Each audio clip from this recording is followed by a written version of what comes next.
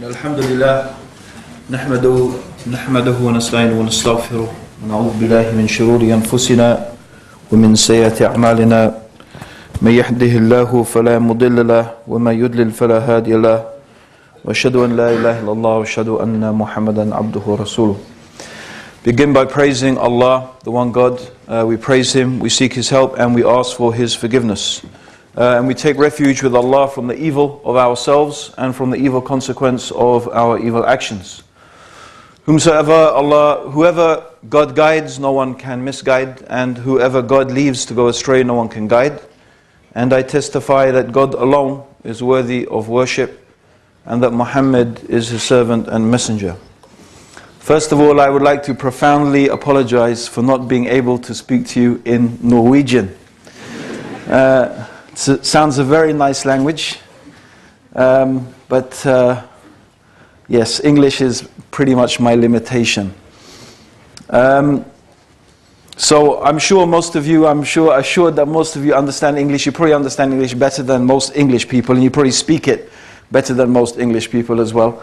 But inshallah, I will try to make my words as understandable as possible. Okay, my plan for today is, since the Imam was not able to make it, my plan today is to try and combine some aspects of his talk with the main topic that I've been asked to talk about, which is the does God exist? And his talk was going to be about the purpose of life. But I do think that those two topics, from our perspective as Muslims, they come together very well. Now, actually, I want to start by asking you some questions, and I'll probably be doing this throughout the evening just to make sure you're still awake and that you do understand what I'm saying. So my first question really is very fundamental to what we are going to be talking about over the next 2 days. And I think you will find, inshallah, that between today and tomorrow you will find a lot of continuity between what I'm going to talk about today and the topics that I'm going to be covering tomorrow. But the things that the issues I want to discuss are God. What is a God? And from that also I want to talk about what is religion. Yeah? So my first question to you is, what is a God? Can anyone please define for me a God? What is a God? Yeah, hands up who's a university student, please. Oh my God. Huh? Come on, hands up. University students, hands up. Is that it? Really? Huh? Okay, I don't know. In Norway, let me ask you a question. In Norway, do you just sit and the teacher just talks to you and you just sit? Yeah? Oh my God. I thought you had the most advanced education system in the world, you know? Probably it's advanced because you went back to the old school ways of doing things. But anyway, please, I would like a definition. What is a God? Please, come on. Some brave person, at least start off. What is a God? The creator. Okay, a God is the creator. Let me ask you a question then. You know the Greeks believed in a pantheon of gods. Yeah? So did they believe that Apollo was the creator? Did they believe Apollo was the creator? Or how about Aphrodite? Did they believe she was the creator? But she was a god or a goddess, right? And Apollo was a god. Yeah? The same with Hinduism. Do they believe Ganesh is the creator? No, but he's still a god for the Hindus. Yeah? So now you get my point. So I'm not asking what is the God, I'm asking what is a God. What is a God? Yeah. Someone who's independent and he's totally unique from the creation. Okay, let me ask you a question. Let's apply that to Apollo. Do you as a Muslim believe Apollo exists? Even? No, not as a god. Okay, but even as any real type of being? So, okay, but the point is, does your criterion apply to Apollo or Ganesh or Kali or, I don't know, Yes. Something you can worship. Okay, something you worship. A god is something that you worship. Let's ask another question. Why do people worship gods? Why? Why do people worship gods? Why do people worship anything? Yeah. Yes, sister. To seek guidance. Okay, that's good. What else? Huh? Huh? Hope. That's good. I like that. Anything else? Yes, sister. Why do you worship God? Yeah, why do you worship? No. Why do people worship things? Why do they worship gods? Personally, I worship Allah subhanahu wa ta'ala Yeah. because He gives me something, He gives me the body, Okay. He gives me my eyes, Okay. my talk and everything. Yeah. And for example, if I lose my eye Yeah. and I'm trying to see all the world, I will not buy the same eye that Allah subhanahu wa ta'ala gives. Okay. So, okay, you're worshipping, but you're worshipping the Creator out of gratitude, that's fine. But I'm trying to get to something much more basic than that. So we have gods. There are things that people worship, and why do they worship them? Someone said hope, yeah. People seek utility. Okay, they seek utility. Okay, let me put this, that's very complicated English. I'm not sure, does anyone understand that? Okay, let's put that in simple English. In simple English, yeah, the reason why people worship a god is because they think that god is going to give them what they want and what they need. Yeah? And in many religions, there are different gods for different things. Yeah? So, for example, if you are warrior people, like the old Norwegians, yeah? We learnt in history how, the Vikings came and raided our shores in England. Very naughty. You see? The Viking Mujahideen, I think, was there. So, we all have our pasts, you see. So, I can't even remember but what I was talking about now. But yes, so, okay. No, actually, in Norwegian history, yes, in Scandinavian history, you have actually Valhalla, right? Valhalla is a place where the Vikings go to continue fighting. They love fighting so much that heaven is a place where they fight and die and get born again and fight and die and, and that's, I don't get that, but, the point is they have many gods, gods of war. So if you want to win the war, you pray to the God of war. Because why? You believe that this God will give you what you want. Yeah? So you have gods of rain, gods of sun, gods of the crops, gods fertility gods. Yeah? If you want a child, you worship this God. If you want something else, you worship that God.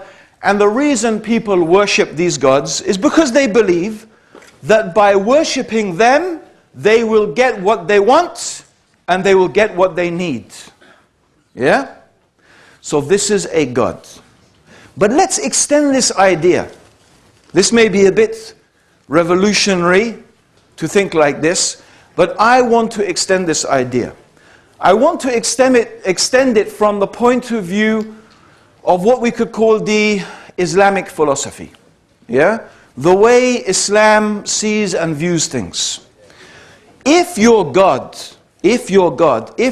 God is worshipped because people believe it will give them what they want and what they need, then from another angle, whatever you believe is going to give you what you want and is going to give you what you need, that is your God.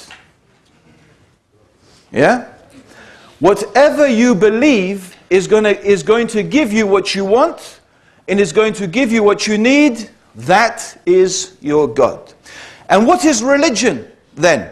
Religion is the set of rituals and belief system that is connected to the worship of that God or those gods.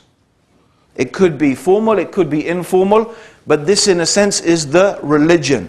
It is this, how do I how do I worship this particular God? Well, I will make this sacrifice, I will say this prayer, I will do this dance, whatever, you know.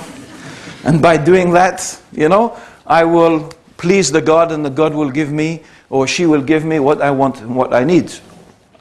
Okay. But let's extend this idea. Let's extend this further. And let's think, therefore, about what something the Prophet Muhammad, may God's peace and blessings be upon him, sallallahu alaihi wasallam, he said. He said, woe. Woe means like misery and disaster. Okay, that's what it means. Woe be to the worshipper of the dinar and the dirham. Woe be, misery is for the one who worships the dinar, and the dinar and dirham is the money in the time of the Prophet sallallahu alaihi wasallam. So we translate that. Okay, woe be to the worshipper of the dollar, the pound, the yen, the krona. Yeah? Woe be to the worshipper of money. Now let me ask you a question. Yeah? I don't have any money. Who's got some money? Some yeah? Can I have some Norwegian money, please? Good, I get some at last, you know. No, I need some notes. Yeah. Who's this lady here? MashaAllah.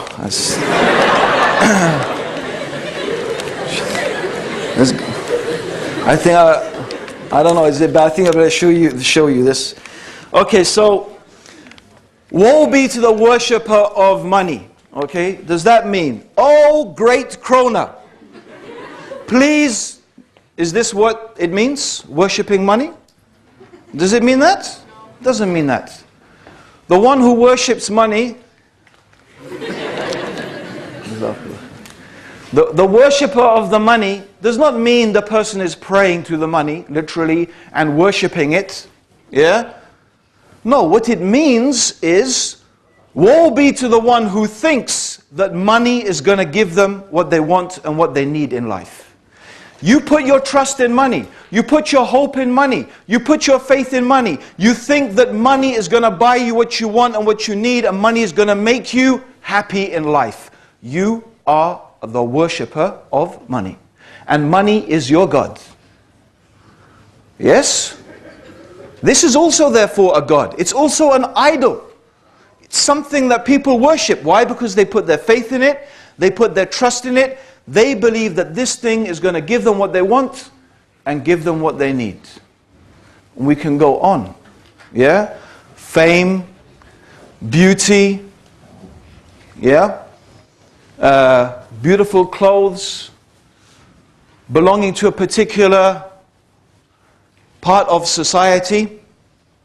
I came myself from what we can call, I don't know if in Norway you have classes. Do you have like upper class and middle class? And no? You're a classless society here? My hotels, do you still have a king or a queen or anything like that here? Yeah, you do. Yeah, so you have aristocracy and same thing. Okay. So in UK as well, still, we have a class, a society of classes. And I came from something what you could generally call the upper middle class. The upper middle class. Yeah? So my school, I went to a public school, which is a bit confusing in English. Yeah? When we say public school, we actually mean a private school. Yeah? So if you ever hear someone say, I went to public school, they went to private school. Okay? In England. It's one of those funny things. Okay? So I went to private school. I was brought up in a upper middle class family. My father, and I will tell you more about this in my story about how I became Muslim. But he was sent to Egypt when I was about 10 years old, and to set up Barclays Bank in Egypt. Anyway, the point being is that at the same time my school was a Roman Catholic monastic boarding school. Now, at home, we were taught certain manners, certain etiquettes, okay? And they had very rigid rules that we had to follow. And these rules included rules how to eat, how to drink, many things. I remember one of the great rituals of the British upper middle class is the dinner party. And I don't know if any of you seen that film Titanic. Yeah? What, sorry? There's all those good Muslims, okay? And,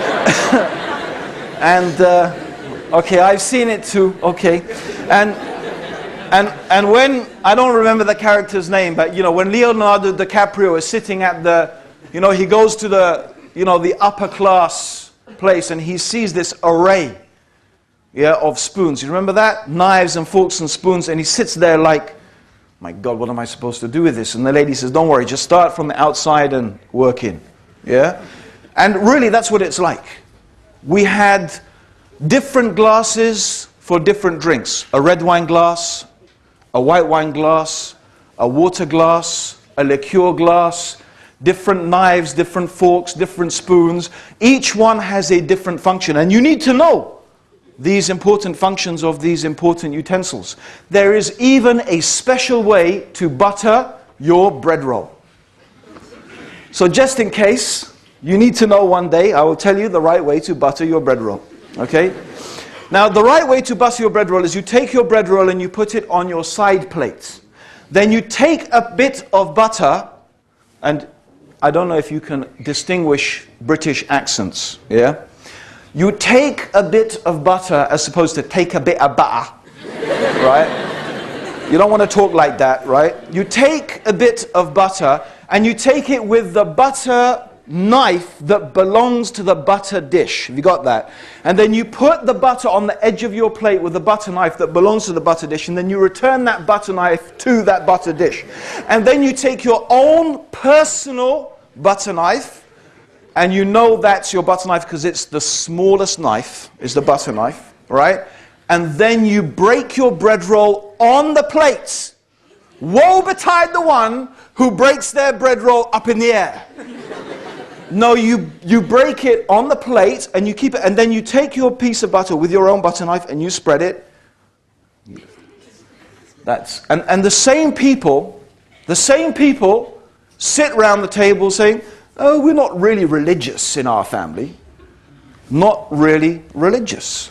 But isn't that a type of religious ritual? It is, if you understand that it's all connected to the belief that if we belong or you belong to this class of society, it is a doorway to success and happiness in life.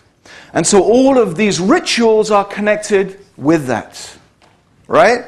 So what I'm doing is I'm trying to deconstruct in your mind the narrow parameters that have already been constructed for you by your society. I'm doing something very dangerous, right? And in reality, if you want to know why people think Muslims are dangerous, okay, it's nothing to do with terrorism, it's nothing to do with jihad or these type of things. It's to do with the reality is that you have been socialized. You have been conditioned. You have been brainwashed by your society to think in a certain way, to react in a certain way, and to invest your energy, your mental, your psychic energy towards certain goals that the society has defined for you. And the dangerous thing that I'm doing tonight is I'm trying to divert you. I'm quite open about it. I want you to divert your energy from that to something else. Now that doesn't mean I want to create a chaotic society. No, I don't. I just believe that there are goals that are more worthwhile you investing your time and your energy in than the goals that the society has set up for you. Because the goals the society that has set up for us, by and large, I don't think Norway is different from Sweden, which is different from England, which is any different from the US of A. We have all one thing in common in these societies. Okay? The West, what is called the West. One thing that we have in common is that we are consumer societies. It's a society that is based upon the idea, the ideology. I would like to call it, please, now with my new definition I've given you, the religion, okay? The religion of consumerism. And the God that you are worshipping is the God of money and material success. So what your society tells you is that by having money, by having things that the money can buy, by being materialistically prosperous, through these things and by these things, you will be happy. And this is the definition the society gives you, by and large, of success. This is the religion of the West. It's not Judeo-Christian. It's a materialistic consumer society that is orientated around making you and indoctrinating you to be producers and to be consumers in that society. And this is what I'm here for 2 days to challenge those ideas. Now you can call it and give it different phrases you like. You can call it an ideological warfare. You can call it a philosophical discourse. I suppose it depends upon how important these things are to you. Right? I am sure a lot of you here, by the way, are going to agree with a lot of things that I say anyway. You probably know already that what I'm saying is true. And what I'm saying to you is that the God of materialism, the consumer society, it is a false God and it is a false religion. It is a false God and it is a false religion. And this is the purpose that you have been given in your life. You have been given this purpose. And your society, the media especially, the media essentially is controlled by the interests of who? You tell me, as another question I'm asking, just to make sure you're paying attention, right? The media, the mass media, in general, the TV, the newspapers, the magazines you read, the TVs you watch, how do they make their money? How do they make their money? Huh? Advertisement. Got me confused. Advertisements, yeah? Okay, through advertising, yes? Is that true or not? Okay, what do they advertise? Tell me some products advertised in newspapers and magazines. Yeah? Huh? Cars. Huh? Come on, guys. Girls. Cars. Houses, properties. Oh, cars, houses, property, clothes, makeup, drinks. Okay, you get the idea, right? You might not be so indoctrinated after all, I was thinking. So, yes. So their interest, these advertisers, their interest is for you to buy their product. Right? If you don't buy their product, then that's a problem for them. That means the media is largely driven by the needs of advertisers. And therefore there is a symbiotic relationship. That's a nice big word in English, symbiotic. Okay, but you get by my expression what it means. There's a symbiotic relationship between the advertising and therefore the people who produce those things and the media. Their interests are together. So by and large, the media is going to reflect the interests of multinational corporations and big business. That's what it's going to reflect, by and large. That's very important that you think about that. Because I'm going to ask you another question now. Don't you think that every human being has some idea of this is what we think is right and this is what we think is wrong? We think this is good, we think this is evil. We think this is acceptable behavior and we think this is unacceptable behavior. Yes? True? Doesn't everyone have some concepts of that? Yeah? It seems like, for example, 80% of Norwegians seem to think it's unacceptable behavior for a Muslim woman to wear hijab if she wants to be a policewoman in Norway. Yeah? Yes? I've got to ask you a question. What is the basis? Where did you get this information from? Where did you get this piece of knowledge from? That this is allowed and this is not allowed. This is acceptable and this is not acceptable. This is the right way to behave and this is the wrong way to behave. Where did you get this information from? Huh? Yeah, well, I mean, who's the first people that start teaching you these things? Right? Your parents. Then you go to school. Right? Then school, they teach you, and your friends, your peer group. Yeah? your peer group, your friends, they influence you in the way you think. And of course, the media, okay? I think it's important to realize that who is trying to control the way you think and the way you behave? Who is controlling what you think is right and what is wrong? And don't you notice another thing? The goalposts of what is moral and immoral, what is right and what is wrong, what is good and what is evil, are constantly changing? Yes? Something that was really not so good 50 years ago is suddenly okay today. Why? What made it not good then and it's okay now? I mean, I'm not going to give you the answer. I want you to think about it. Okay, it's very important. Because most people don't think about these things. But it comes back to religion in the broadest sense. Right? What we would call in Islam deen. You see, I don't think we have a word exactly religion. The Quran uses the term deen, which I suppose you could translate as a way of living, a way of life. So everybody has a deen. Everyone has a way of living. Everyone has a way of life. Everyone has a set of standards by which they account themselves and they account others. Right? So let's go back to our consumer society. Let's go back to what I am claiming is a false idol. Now you may say, Abdurrahim, you know, come on. Look at our society. Look at the wealth. We are happy. Look at, we are materialistically successful. We've overcome so many diseases. We've overcome so much poverty.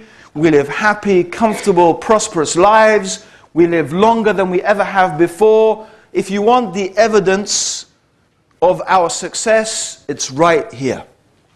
Look at it. And it's true. From one angle, I have to admit that. You know, I am not an outright critic of every single thing about Western society. Absolutely not. There's too many things actually to admire and respect. But what I want to do is examine the core aspects here. I want to examine the core aspects. Now, I have to apologize. I don't know much about Norway, okay? I don't know much about life here. I don't know much about the problems that you have here, or maybe you don't have any problems, okay? It's quite possible, okay? We heard so many amazing things about Scandinavians, you know. But in England, believe me, and in America, I'm sure you will recognize there are too many problems. Too many problems. And so, what I want to get us to think about is what we are being sold, what we are being told, the consumer society. You see? So, okay, 10 minutes. Oh my God. Okay, just as I'm getting warmed up, you know. Let's look at some of the advertisements. Yeah? You ever see those advertisements for Coca-Cola? Yeah? You see in the Coca-Cola adverts, some of them, right, what do you have? You have young girls, it must be, you know, Swedish or Norwegian girls, I'm sure. And boys as well, the most good looking, definitely, okay? And they're there drinking Coca and smiling and laughing and, you know, the water spraying and the sun shining. And they're brown, not Pakistani brown, but, you know, yeah. You know, nice Caucasian tanned brown, yeah? Okay? And you know, and these individuals, you know, they're not like me. All right? You know, trim and slim, and you look at that, and you're sitting there and you say, man, I want some of that. I want some of that. And so what do? You go out and buy Coca-Cola. Now let me ask you a question. Does Coca-Cola make you slim and young and give you shiny white teeth? Does it? 2 bottles of that over there. Let's see who's drinking it.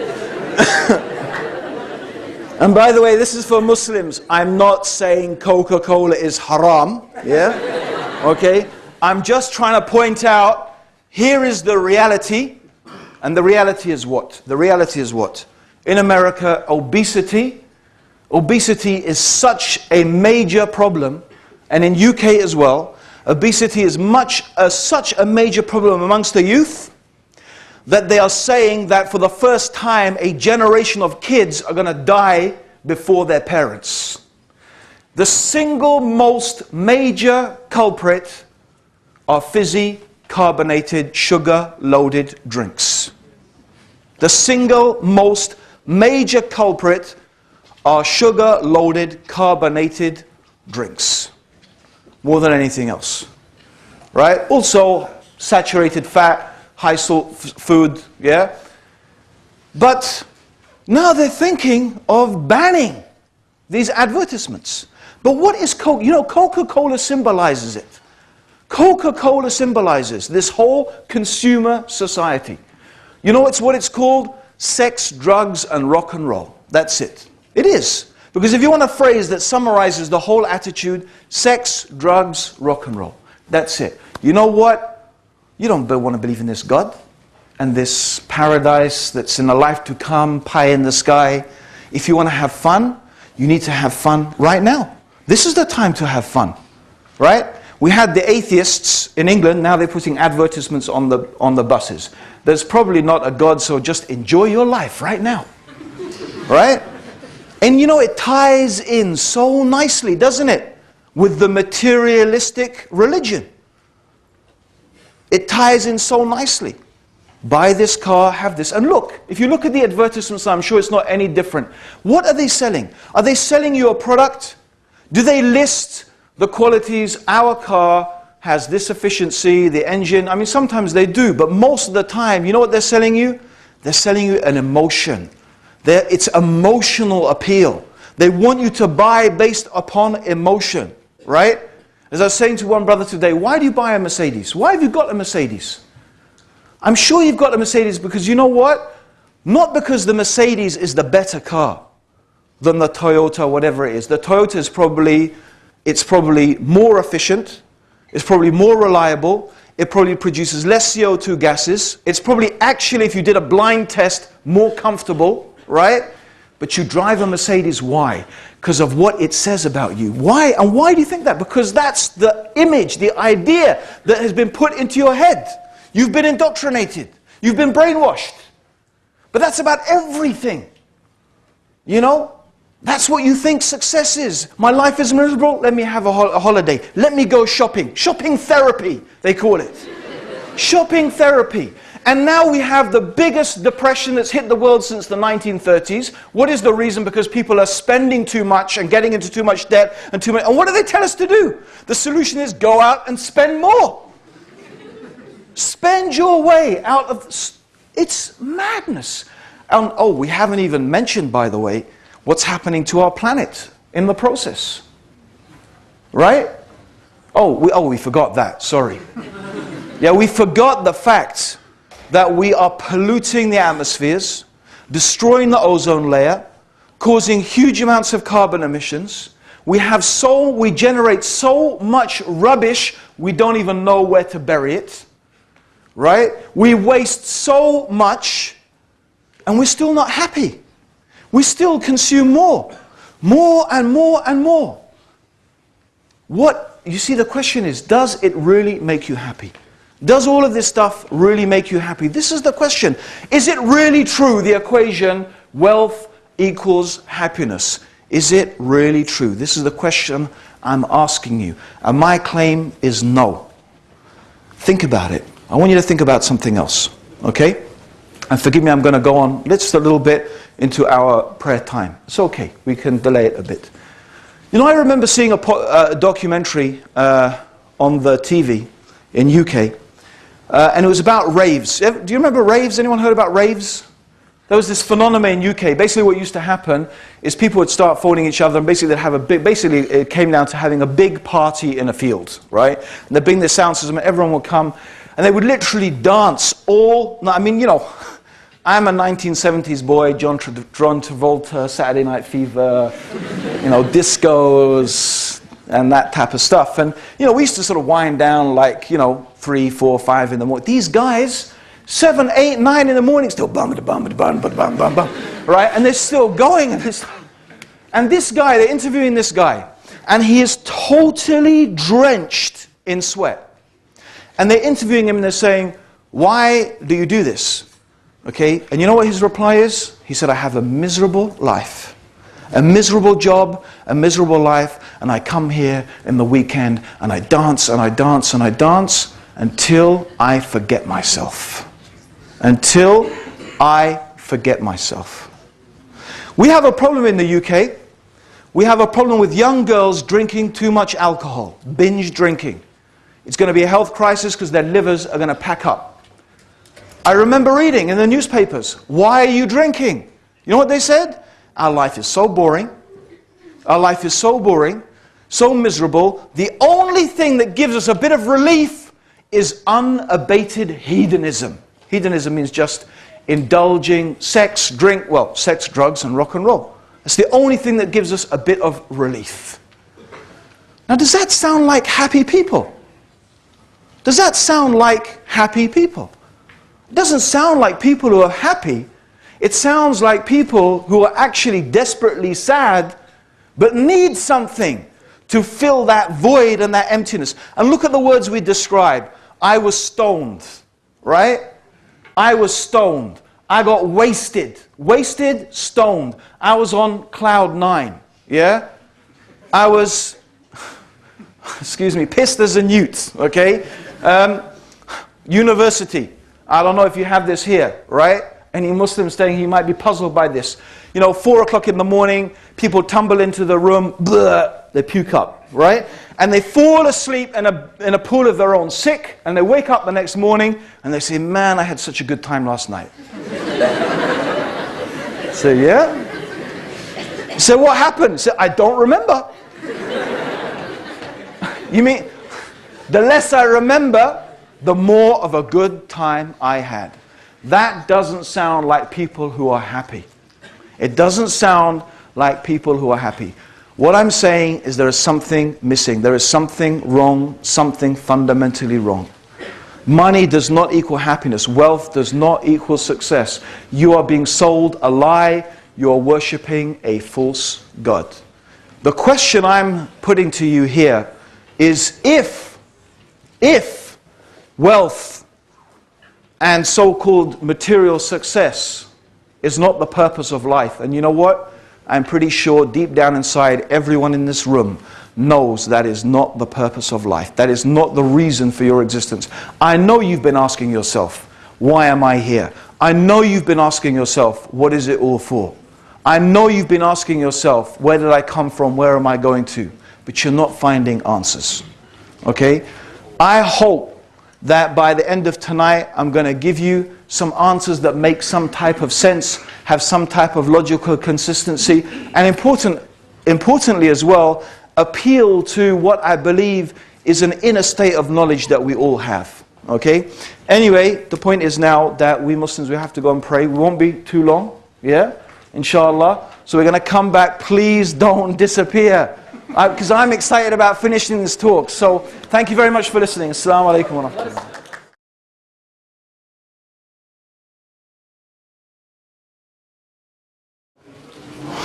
Okay. Question time for you. Hands up who can give me the answer. Okay? This, what's this called? In English, please. What's it in Norwegian? See? Yeah? Is that right? Yeah. So this is called era. Yeah? And what's the era for? What's it for? To listen, yeah? To hear and to listen. Well done. Give yourself a round of applause. Yeah. Come on. Okay, next question. This. What's that called? Nesa? I love Norwegians. Nesa? Okay. And what's the Nesa for? Huh? Actually, you know the ear, by the way, the ears, it's for hearing. What else does the ear? It's a very valuable thing. Balance. Well done. Yeah. Okay, the nose is for smelling. And what do we call these? Norwegian, please. I want to learn some. Huh? Oina. Oina. It's a bit like Arabic, it's ayn, isn't it? Oina. Okay. And subhanAllah, you could almost find a link between all the languages, you know. But okay, and so what are eyes for? See. Okay. How about these? Yeah? Huh? Teneth. Teneth. What's that for? Biting, eating, chewing. Okay. Okay. Who is... brother. What's that on your face there? Yeah, here. These things. Yeah. What? Huh? Brilled. Huh? Brillere. Brillere. Yeah. Oh, brillere. I'm not even going to try and say mist off. No, I'm not even going to try and say it. Okay. And what do they do, bro? What do they do, those glasses of... There's brillere. Yeah, brillere. I can't... Anyway, I'll have to write it down. What are they for? They make me see better. They help you see better. Yeah? Okay.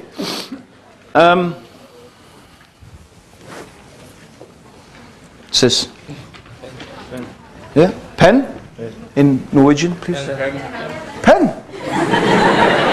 I'm going to be fluent in Norwegian. And what does it do? What is it pen for? Yeah? Right. Okay. What's the point of all of this? Think about everything. Think about your body. Think about every single constituent part of your body. It has a purpose. Even your appendix, which they used to think has no purpose, actually they found it has a purpose. They found. After they've chopped out thousands of appendix, they found it has a purpose. Everything you have, your lungs, your heart, your kidney, your eyes, your nose, your feet, and even the externalities, your glasses, your pen, everything has a purpose. It has a reason. It has a purpose. Now let's think about this. Is it really conceivable that every single constituent part of your body, every bit of your body, has a purpose? The sun has a purpose, the moon, the stars, the sea, the grass, even the worm in the earth has a purpose to fertilize the soil. But you, the whole of you, what is your purpose? Huh? Is it possible that each thing, everything has a purpose, but the human being does not have a purpose? It's not something we can accept. It doesn't make sense. And so when you ask people, what is the purpose of your life? Sometimes people, they misunderstand the question. What they understand by that is, what do you want to do with your life? Yeah? So then they say, well, you know, my purpose in life is to become a doctor or an engineer, or, you know, my purpose in life is, you know, my girlfriend here, you know? And isn't that nice, you know? And so the purpose in life is your girlfriend until she runs off with one of those guys from the Coca-Cola advert. Remember them? Yeah? And then it's like, what's it all for? Because you just realize that that can't be the purpose of life. You thought your business was the purpose of life until you became bankrupt in the credit crunch. So what's the purpose of my life? You thought the purpose of your life was what you wanted to achieve, you know, in your exams, but you fail your exams. And many people, I'm sorry, it's very sad, you know, they feel despair. In fact, it's so bad, people kill themselves. They commit suicide. They commit suicide because they feel that everything that what they thought their life was about, it's proved to be nothing. So I'm not asking, what do you want to do with your life? I'm saying, why do human beings exist? We know why ants exist, why birds exist, why the sun exists. We know what the pen is for. The pen. We know why it exists. But the human being? What is the purpose of our existence? Now, I'm going to get back to the in-between stage because there's an in-between stage, and I'm going to jump over that in-between stage. I'm going to get back to it. And I want to jump ahead without going through all the bits and pieces, and I want to jump ahead to answering this question. Okay? But before I will answer the question, I want us to think about some analogies. Okay? Now, does anyone have a mobile phone with an aerial on it? You know those remember the mobile phones used to have little aerials on them? Do you remember? Or are you too young for that? Okay? Okay. Let me borrow your mobile phone, brother. You give me money, you give me your phone. Very hospitable, the people in Norway. Okay? So, we have a mobile phone. Okay? Now, how much did this cost? Without contract, you buy it straight. How much is it going to cost you? I don't know. About now or when I... Yeah.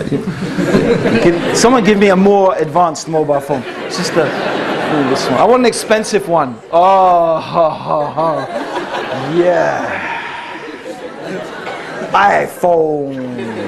All right, sister. That's what I like. Okay. So we've got the iPhone. Now I know that's not cheap. Yeah. So I go down to the marketplace and I buy myself an iPhone. Right? And what do? I use it.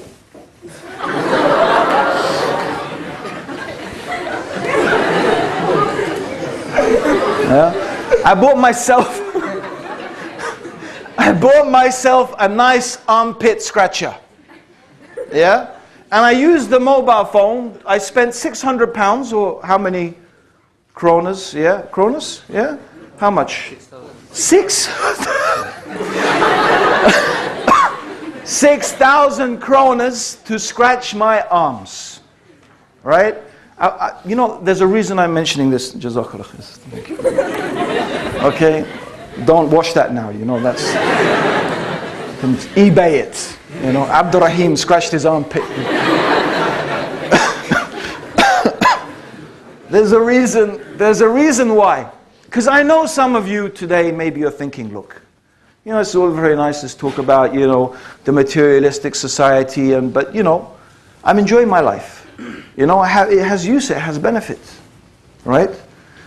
And my comparison is, most people's life is like taking a 6,000 krona mobile phone and using it to scratch your arms, your armpits, right? Yeah, you can give some use to it. You can give some use to your life, but is this really what you have been created for? And unlike a mobile phone, you are not an inanimate object. Okay, there is much more complexity to the human being. Okay? So that mobile phone, I spent 6,000 kronas to scratch my armpit. Most of us would agree, this person is a fool. I mean, either you've got too much money, right? And too little sense, right? Or you really are a fool. I mean, that's a waste. That's a really criminal waste. Okay? And another thing I want to think about, okay? When I get my shiny, nice new iPhone, and I know most of us, we have a familiarity with technology and so on and so forth, but I remember when I first got my first mobile phone, actually for many years I refused to have a mobile phone. But anyway, my friend, he gave me his one and he kept insisting, I can't contact you and this, and eventually I gave in and he gave me his mobile phone. Now, I had never used a mobile phone before, right? And so he gave me the phone, but there's something he didn't give me with the phone that would have been really useful. Huh? What is that? Oh, the charger, he gave me the charger. Okay. What else? Yeah, the SIM card, I had a SIM card. Okay, the instruction manual. I mean, I admit, the most basic function, I could make a phone call. But I know the phone had about 20, 30 different functions that I never ever learned how to use.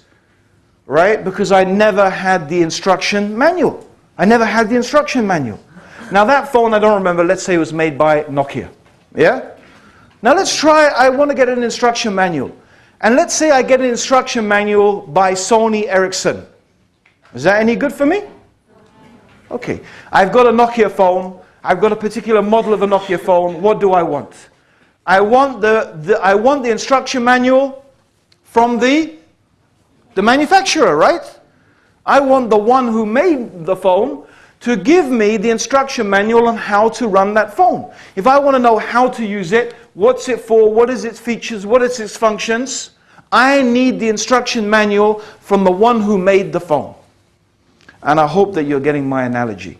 If you want to know what is the purpose of your life, if you want to know the reason for which you exist, if you want to know how to live your life in the best possible way, according to the reason for which you were created, okay, I don't need instructions from Freud, Lenin, Marx, Descartes, Aristotle, Plato. Believe me, they all need instruction manuals themselves. All right? I want the instruction manual from the one who made me. I want the instruction manual and I want the guidance from the one who created me and brought me into existence. Because everything else is really just guesswork. Everything else is conjecture. What they call in Arabic, dhan. Speculation, guesswork, conjecture. If I want to know what is the reason for my existence, if I want to know what is the purpose for which and by which I exist, the only one who can really inform me of that is the one who gave me existence, who created me, and who made me. Now I'm going to go back to the mobile phone. Because I tell you what, right? I could give a long, the brother who invited me, I said, you know, I'm going to change the topics a bit and mix the purpose of life with does God exist? He said, but your does God exist talk is, you know, it's 1 hour, 45 minutes. I said, you know, that's another talk. You know, this is, you know, everything we, you know, horses for courses, we say, you know, no problem. So I said, okay. This is coming to the question. I'm not going to go through all the different philosophical arguments, right, that discuss as to whether God exists or not. What I'm going to do is I'm simply going to present to you what I think is the most effective argument. Can I prove to you that there's a God? Intellectually, rationally, to be frank, I don't think I can prove it, right? But what I do believe I can do is illustrate why believing in the existence of a transcendent creator, meaning believing in the existence of a God who is different and separate and unique. So he is distinct from, or the creator is distinct from the creation, is the most rational and sensible explanation for the existence of our universe, our world, and ourselves. And to illustrate the point, I'm going to go back to the mobile phone. I'm going to go back to the mobile phone. Now, here we have a simpler mobile phone. Sorry, brother. And although I don't know the brother, I'm going to speculate now as to where he got this mobile phone from. Okay? He was walking. Now, first of all, I just want to think about something. What are the essential components of this phone? The materials it's made out of. The casing's made out of plastic. Yeah. And inside there's a little chip. Yeah. There's a little chip. Yeah. We call it, what do we call it? A silicon chip. What's silicon? Silicon is sand. Plastic comes from oil. Okay, name me a place where there's lots of oil and sand. Huh? Actually, Iraq is better. There's you know the oil in Iraq, they say you put in the areas where there's oil, you put a straw in the ground and oil comes out. It's the most easy oil to extract in the world. Okay? So, the brother was visiting Iraq. I'm not trying to put you in trouble, brother. Okay? And innocently, he was visiting Iraq, he was walking along, and there he found on the ground the mobile phone. A product of millions of years of chance and coincidence. You see, the oil bubbled, the sand blew, the lightning struck, the sun shone, the camel trod. And after millions of years of random events, this phone randomly formed itself by chance and coincidence into the mobile phone that we have here today. He picked it up, pressed the button, and he called his mum. Okay? Now, you know, I'm sure we all agree that that is preposterous. And in fact, you might say, what do you say? Well, how preposterous is it? Right? Is it because I said 1,000,000 years? Okay, how about 1 billion? Does it make it less preposterous if I say 1 billion years? How about 2 billion years? Well, how about, let's take what Obama's giving, 875 billion, yeah, to bail out the banks. Let's add, how about 875 billion years? Do you still think you might get a mobile phone? Maybe. Maybe someone might say, yeah, maybe, right? And this is the thing, you see. What the atheist is asking us to believe is something actually more incredible than that. More incredible. Because the most basic living cell is much more complex than this mobile phone. Yet they are still trying to make us believe, and I don't care how many billions of years you want to put it, that is a product of merely some random events. In fact, if we look at the universe itself, if we look at the mechanisms through which and by which the universe exists and continues to exist, they are even more complicated and complex than the biological processes that exist on our earth. I am telling you that the claim that this universe is a product of random events, it's a product of chance and coincidence, is not a rational claim at all. In fact, the most rational claim is that when we see things working according to laws, according to systems, according to patterns, when we see mechanisms, our human experience, our common sense, our common human experience tells us that if I find a mobile phone, if I find something working according to mechanisms and patterns, it could be something even more simple than a mobile phone, a pen. In fact, it could be more simple than that. I could be an archaeologist digging in the desert and I find a simple piece of pottery. And for me, that piece of pottery is conclusive proof of the civilization that brought it into existence. I don't need to see that civilization. I don't need to see them. I don't need to see those people. But the existence of that is proof of the intelligence that brought it in. In fact, I can examine it and tell you many things about that civilization just by examining one piece of pottery, which is a lot less complicated than a mobile phone. So the most powerful argument, in my opinion, for the existence of a creator is the existence of an organized, systemized universe in which we live. And there are other arguments, but this to me is clearly the most powerful and the most profound one and the most rational one. And the proposition that it is a product of chance and coincidence, to me, is merely that. A proposition. That's all it remains. Now there are some people who are dedicated atheists, and they literally dedicate their lives simply, all they're trying to do is make the proposition less likely. That's all they can do. Because fundamentally, human beings, intellectually, rationally, and by the way, by our very instinctual selves as well. I mean, I believe it's a basic instinct. We believe that this universe has a creator. All the atheist can do is try and show how it is less likely and how it might be possible through some processes that these things may have happened through some random events. All it ultimately comes down to is a proposition. Because if you look at that rationally, and by the way, they mention this concerning biological processes, right? And they successfully managed to convince some people.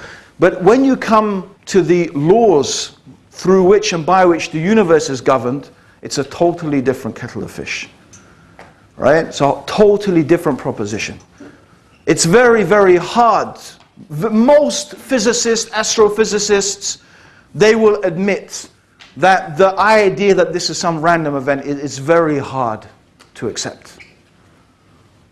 Okay? So they try to show that, oh, in some ways it might be less likely. And if you just look at those arguments, most people would not be persuaded. Okay? They will not be persuaded to believe there is not a God. Because an atheist believes there is not a God. Not someone who doesn't know, maybe there is, maybe there isn't, I don't know. No, an atheist says there isn't a God, and that's what I believe. Right? And what do you find? Is the argument of the atheist, let's go back, is an emotional argument. Most of their most powerful arguments are not rational arguments. They are emotional arguments.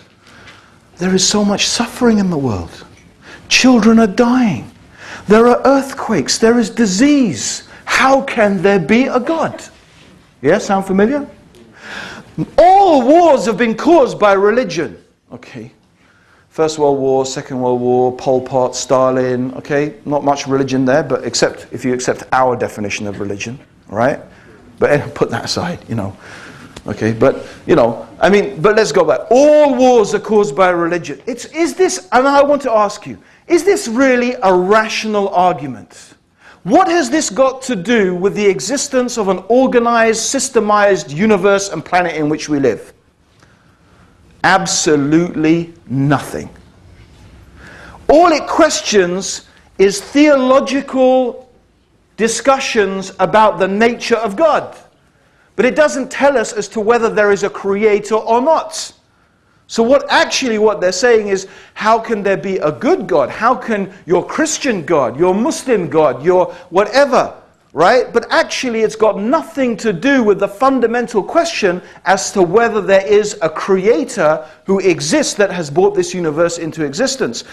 But it's an emotional argument. And most people, like we are indoctrinated to be socialized into this system, similarly, by the way, it's a materialistic society. A materialistic society, it's in its self-interest as a materialistic society to make you or to persuade you not to believe in a creator, to invest your time, your energy, your effort into this world. And that's why, and it's not my intention, by the way, to outrightly dismiss the theory of evolution.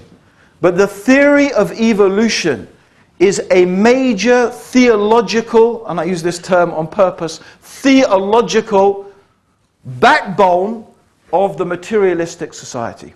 And let's go back. Why? Because basically the theory of evolution is saying that human beings are basically sophisticated monkeys. That's what it's saying. Yeah? I know evolution doesn't say that we evolved from apes. I know that evolution says that we and apes are supposed to have evolved from common primates. But the point being is, if we reduce it, basically we are just animals. Sophisticated animals. But we are essentially monkeys. Sophisticated monkeys. Right? And that's it. There's nothing more to us. There's no deeper purpose. So it's very simple. Right? How do you make a monkey happy? Yeah? It's very simple. Give monkey banana. Right? Monkey's happy. Yeah? Give man monkey, woman monkey. You got a happy monkey. Right? And keep the monkey safe. Right? From, you know, the dangerous things. And what have you got? You've got a happy monkey. How do you keep human monkey happy? Same thing. Right? We give you some food, we give you some clothes, we let you have lots of sex, right? If man monkey doesn't like woman monkey, okay, man monkey, woman monkey, woman monkey. It's okay, it's all your animal passions, right? It's just your basic animal passions, right? Just do it, yeah? Just follow your desires, because that's it, all you are. What is it? You don't need to be lumbered down by these taboos, because basically you're just an animal. A slightly sophisticated one, but that's it. So that links up very nicely with the whole consumer philosophy. If you think science is merely some dispassionate examination of the facts, you need to think again. You need to see some of the scientific evidence produced in the Soviet Union, right? Who outrightly dismissed any theory, any scientific theory that indicated that there may be some intelligent being that created this universe, was written off. It didn't matter it didn't actually matter what the data was. The fact that it suggested an ideological viewpoint contrary to their own, was dismissed. Right? Similarly, there is a lot of scientific research done by alcohol companies, tobacco companies, right? How much of the medicine that we consume is produced under so-called scientific conditions, but it's all biased. Biased based upon a system of medicine that makes you buy the medicine. It's not based upon curing you. No. In fact, it's in the interests of these multinational medical companies for you to be ill, because as long as you're ill, you'll keep taking their pills. Right? So scientific research, right? Scientists are just as open to ideological influences as anybody else. Right? Now, it's not my intention to say evolution is true or not. It's just a fact that there is a very convenient connection between that theory and this. Okay? And it goes back, and this is what I go back to.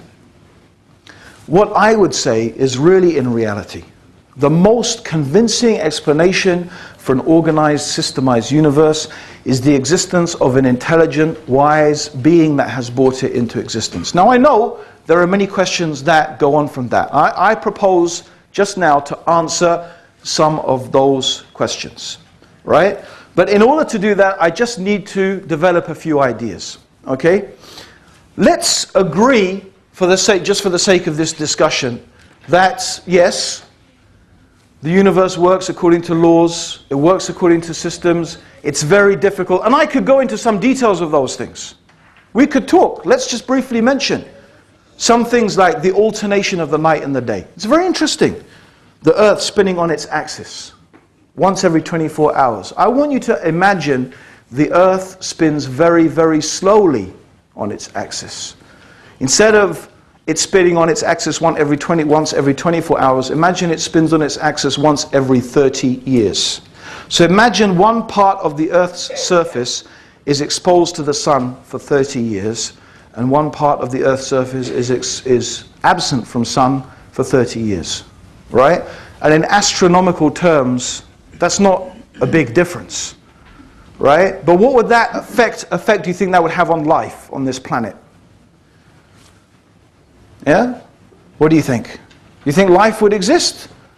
Well, not the way it does. Right? Almost definitely. What if the Earth was closer to the sun? Or what if it was further away from the sun? We have other planets we can see the result. What if it was bigger or smaller? The gravitational effect. How about the composition of gases in the atmosphere?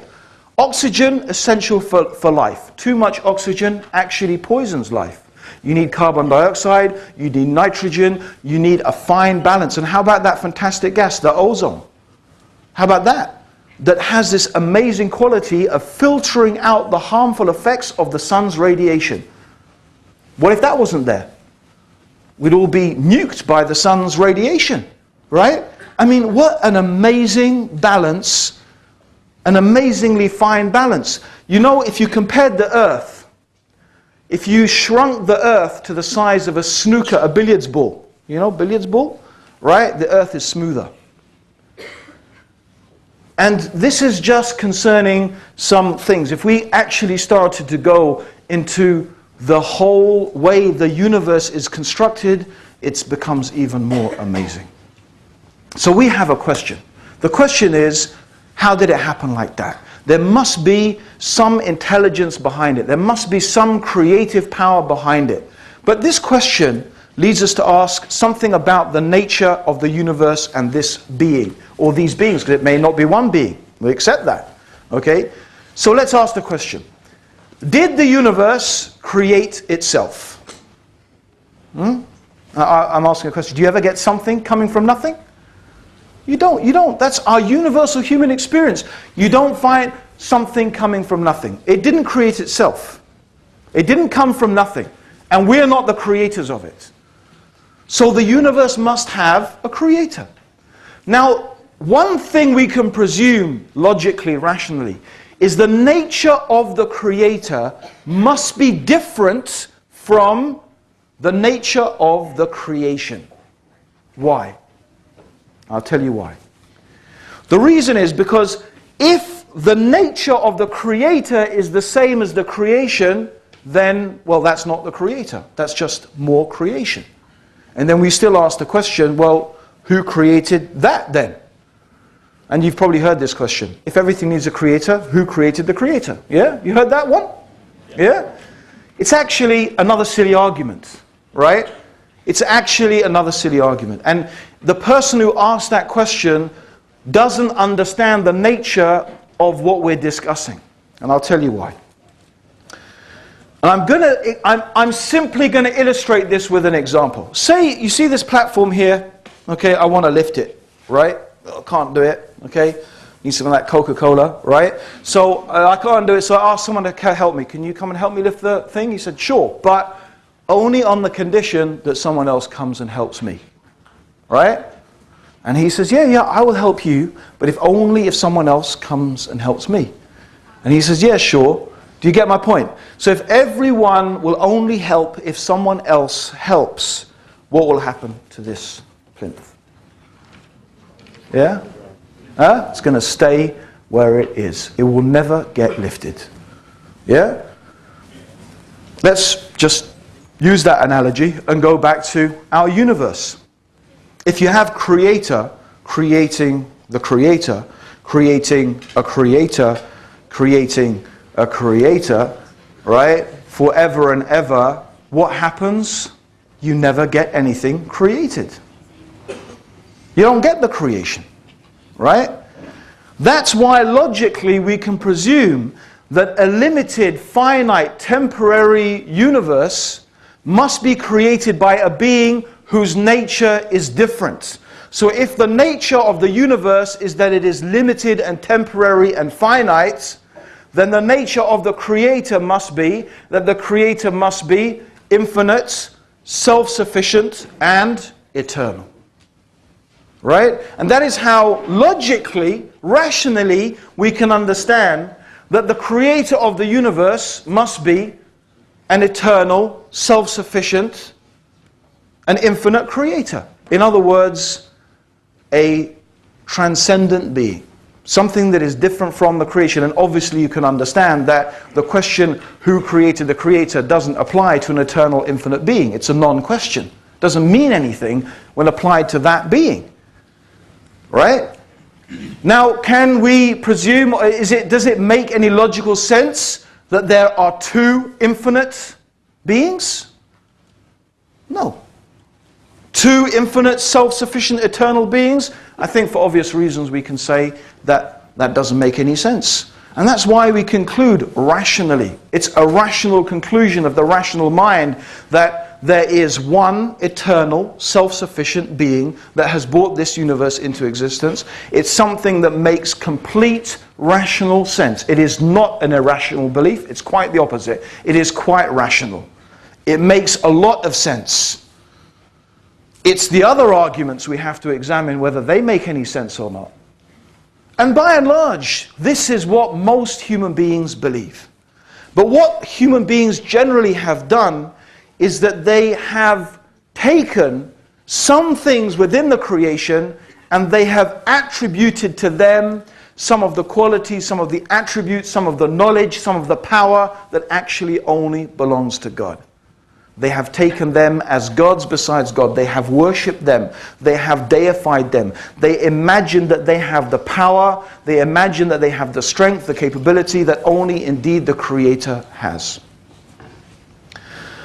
Now, that is one rational proof that we can use in order to show rationally that there is a one transcendent God.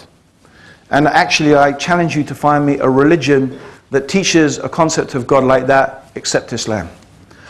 That doesn't compromise it. Now, you may say Christianity, but I'm sorry, Christianity doesn't fit the bill for one simple reason.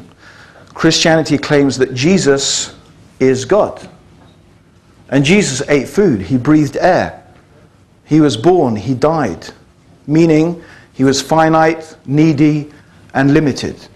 Something by definition can't be finite and be infinite at the same time. Something can't be needy and be self-sufficient at the same time. Something can't be temporary and eternal at the same time. That is the very definition of impossibility. It's not a paradox, it's an impossibility.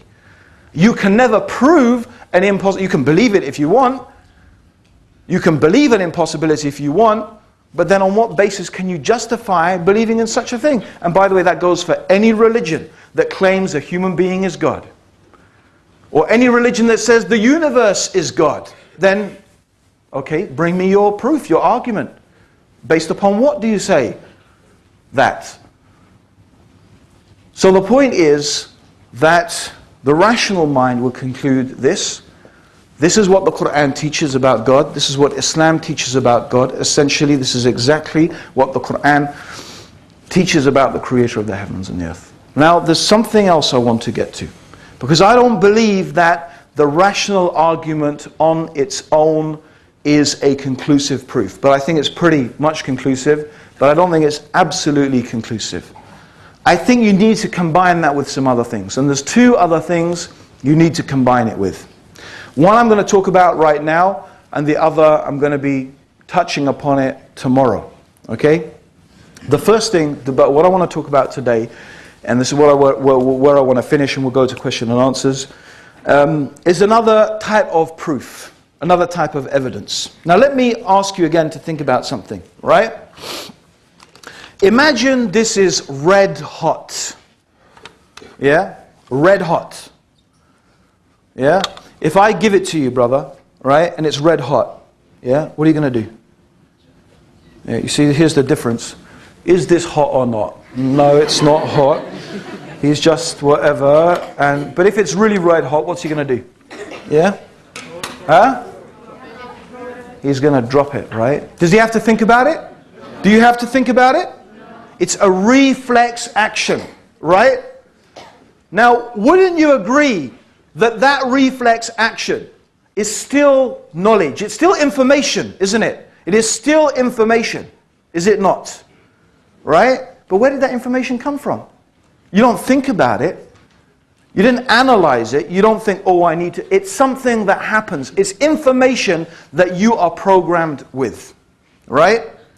And I believe, and Muslims generally believe, that you have an inbuilt reflex response towards God, to the Creator, the one God. Just like when something's hot, you drop it and you don't think about it. There are certain incidents that will happen in your life, and what you will do, your reflex action will be to call upon God. Now when I say call upon God, it's not the name here. You may say, oh Jesus, right? But if you said, oh Jesus, or you say, oh Buddha, right? You don't actually mean Jesus or Buddha. Because believe, if Jesus was standing next to you and that thing happened, you wouldn't be turning him and say, Jesus, help me, right? You wouldn't, right? You would be calling on the same being that Jesus himself would be calling upon, right? Because it's just the name that has been programmed into your head, but it's the concept. The concept, the being that you call upon, is that being that you know has power and control over everything in this universe. You instinctively know that there is a being that has the ability to rescue you from your predicament. And the Quran gives an example. It gives the example of people on a boat. They're on the boat and the waves are coming in the sea, and the waves that you can imagine crashing over this boat. The waves are like the roof of a tent crashing down. And the people know the captain is not going to save us, right? The boat, meaning our technology, is not going to save us, right? So everything, they know their money is not going to save them. They know their Norwegian passport is not going to help them. Right? They know looking beautiful and, you know, my slim body, that's not going to help you either. Right? And your kronas, they're soaking wet, they ain't going to help you. There's no way you're going to buy yourself out of this one. You mean every single thing that you thought was going to give you what you want and what you need, now you know that it's all worth nothing.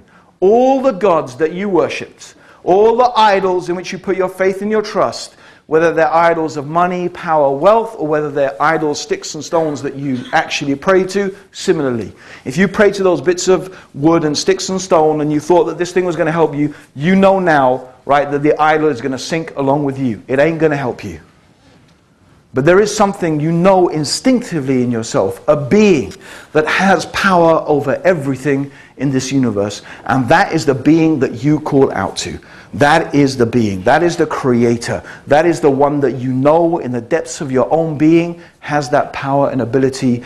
And you say, oh God, oh this being. You call upon this being to help you and to rescue you. Right? This is your instinct. It's built and hardwired into every single one of you. That is why la ikraha fid din. There's no compulsion in religion. I don't need to compel you to be Muslim. It's not even my job to guide you. I am just here to remind you of what you already know. You already know. You already know that you have a creator. You already know that there is a being that has control over you and everything in your life, and you recognize it in your life. But the question is, like so many of us, right? When God does rescue us, you know what?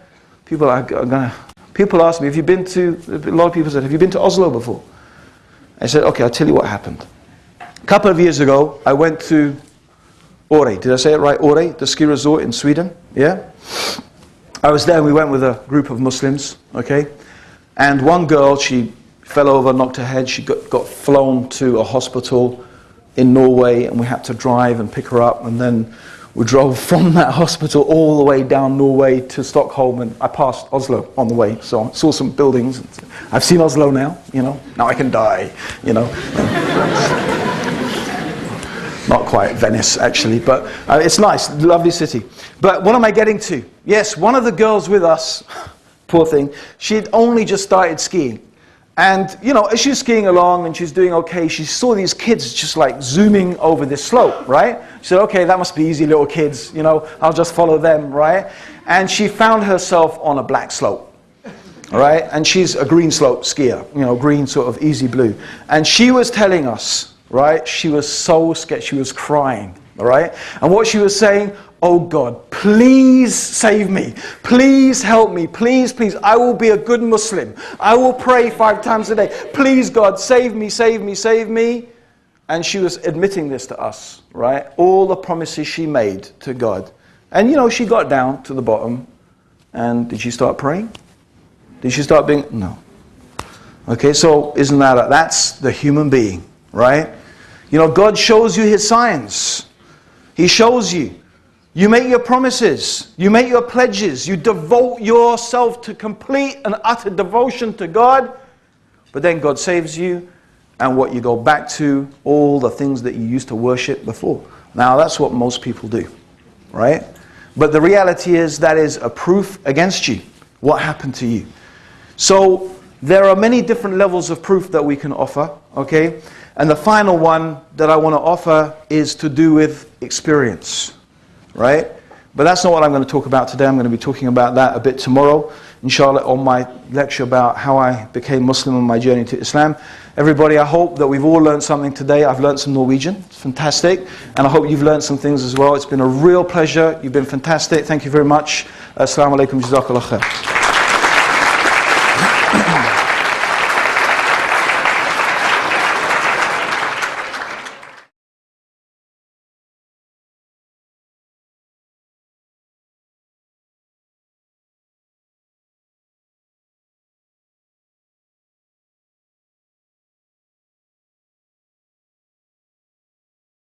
I'm wondering about what Islam says about the evolution theory. Yes. I'm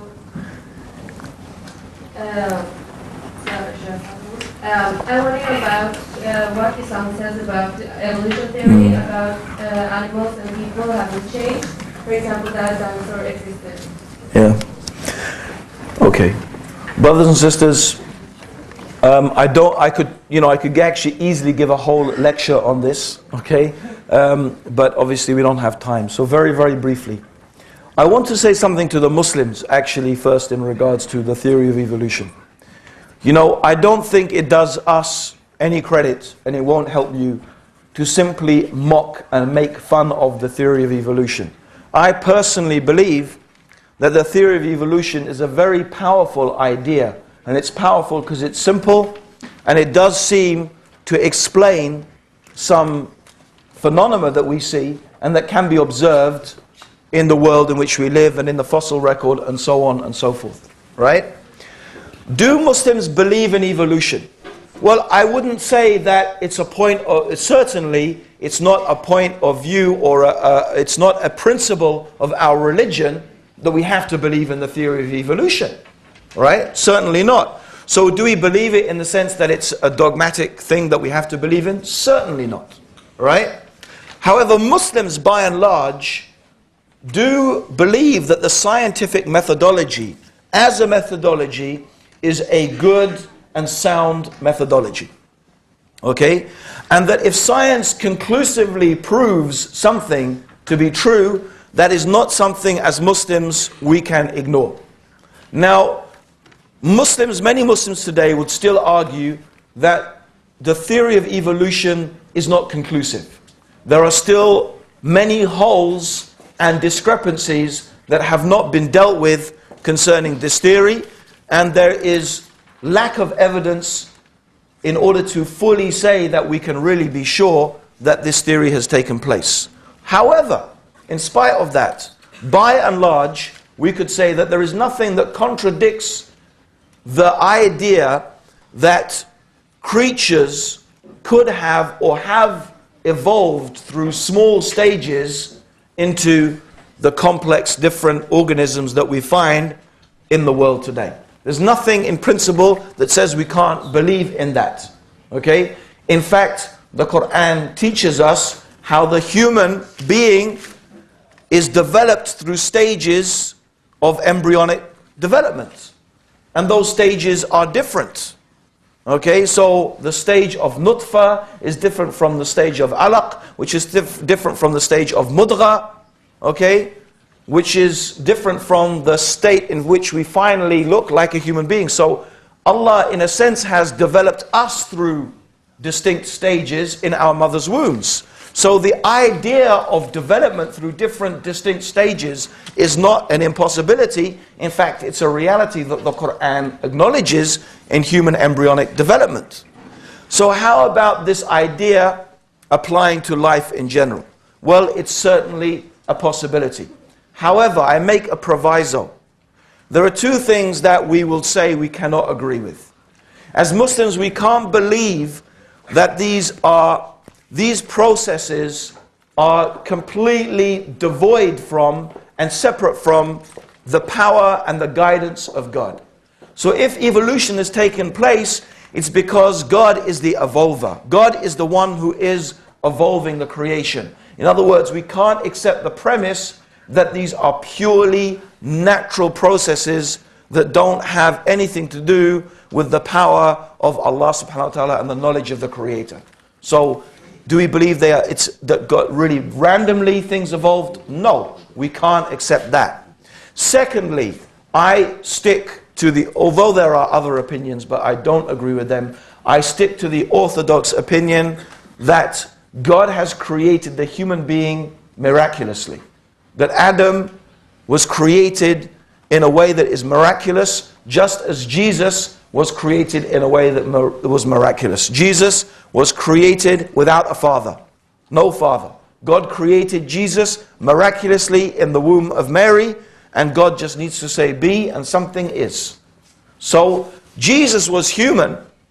He was a human being. We don't believe that because God created him miraculously without a father, therefore God was his father. No. Okay? No, that doesn't follow. God just created Jesus without a father. Okay? Similarly, God created Adam without a mother or a father. Distinct from whatever processes were going on in the world at that time, God introduced Adam into the order of the world in a miraculous way. So do we believe that human beings descended along with monkeys from a common primate? No, I don't believe that. Islam can accept that, and I stick with the orthodox position. Does that mean that there could not have been human-like creatures existing? That is certainly possible. Why not? Because what makes us different, actually as humans, there are some differences, but the most fundamental difference is that what makes us different from the animals is that we have the choice to submit to God or not. That's what makes us different. Not just some physiological things, right? Whether I have, I don't know how my arms are, or my legs are, or my nose is, or whatever. No. My fundamental thing that makes me human and that makes me different from the animals is that I can choose to submit to God or not. I can choose to believe in and obey and worship the Creator or not. That's what makes us different. Yeah? So I do believe, as the Quran teaches, and that's how I literally understand it, that God created Adam miraculously and God created Eve from Adam.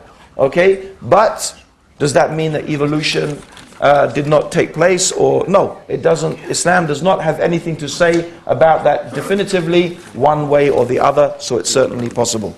So I hope that answers that question, and Allah knows best.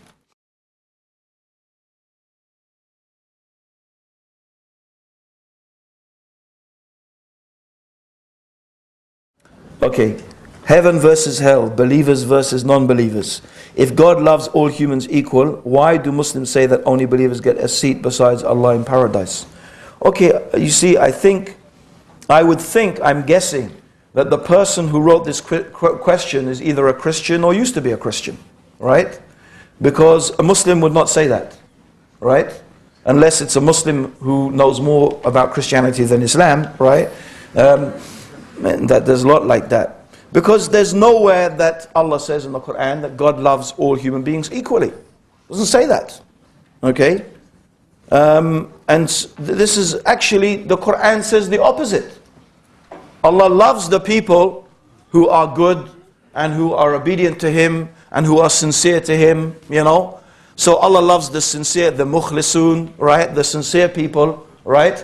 And Allah clearly says, okay, إِنَّ اللَّهَ لَا يُحِبُّ kafirun, muflihun, whatever the transgressors, the sinners, they have choices. Shall I take this way or do I take that way? Shall I obey God? Shall I disobey God? So based upon those choices, right, this is how God makes judgment. But the opportunity, right, God is going to judge us all justly. God is completely just. Right? And God will judge us according to the opportunities we had and the decisions that we made. We may have different opportunities, but still, we made those choices, and based upon those choices, Allah is going to judge us. Now, some of us may be less intelligent than others. Some may be, but that's not what's important to God. Not how we dress, not how we, when I say not how we dress, I mean, okay, not walking around naked or not, okay. I mean whether we have designer clothes or... So the point being is that ultimately we have choices that we have to make, okay. And God is going to judge us based upon those choices that we make. I want to make a very important point as well, brothers and sisters. The other important point is that, it's not for you or for me to judge people, right? Okay? I mean, in a way we do. If I see someone doing something evil, right, selling drugs or stealing or raping, of course I make a judgment, yeah? That's a wrong thing and that person should be stopped and that person should be punished, right? But what I'm saying is we can't look into the hearts. We look at what people do on the outside, but we can't look into the hearts, right? You may not know that the person you're looking at and you're condemning may be better than you. They may be a better person than you, right? They may have more sincerity. Maybe they don't know what you know. Maybe they don't understand. Maybe they have some problems in their life that you can't possibly even. So what I'm saying is, brothers and sisters, we should not be judgmental. Even about people who are not Muslim. It's not that simple just to be judgmental about them, right? You're not the one to say, this one's in the hellfire, that one's in the paradise, this one. No. Allah, alhamdulillah, Allah didn't even, it's not us to do that. Yeah? So we shouldn't have that. This is a very dangerous type of attitude to have. And it's quite easy to fall into that type of mentality. Right? So, we shouldn't have that attitude. Our attitude should be of compassion, of care, of kindness, of concern. We believe that Allah has given us a guidance as to what is right and what is wrong. So we should try to guide ourselves and others in the best way that we can to what we believe is right and away from what is wrong, right? But we shouldn't be judgmental about people, right? Okay, so this is something I really ask you please to, you know, subhanAllah, one scholar, one wise man, he said, blessed is the person who is so busy looking at his or her own faults that they don't have time to notice the faults in others. Yeah, it's a very beautiful saying. But the point is, let's not be judgmental, inshallah. Let's try and find the good in people. And if we see something bad, let's try and change it in the best way, inshallah.